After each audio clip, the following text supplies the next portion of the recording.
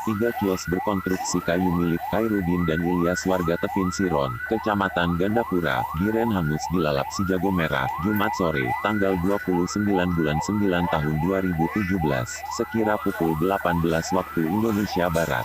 Tidak ada korban jiwa dalam peristiwa itu, namun mereka mengalami kerugian puluhan juta rupiah. Ketiga kedai yang terletak berdampingan dengan SPBU Abad Jaya tersebut adalah milik Khairuddin, yang menjual kelontong dan warung kopi, sedangkan satu lagi bengkel sepeda motor milik Ilyas. Menurut keterangan warga, kebakaran terjadi saat pemiliknya sedang siap-siap menutup kedai. Ketika kebakaran terjadi, kedai itu sedang bersiap akan ditutup, ungkap warga.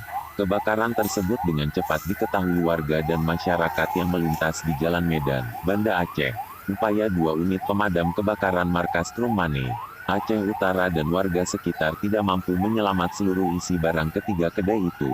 Isi bengkel berupa ban dan onderdil sepeda motor lainnya terlihat melepuh. Begitupun dengan barang kelontong dan warung kopi, semua hangus terbakar.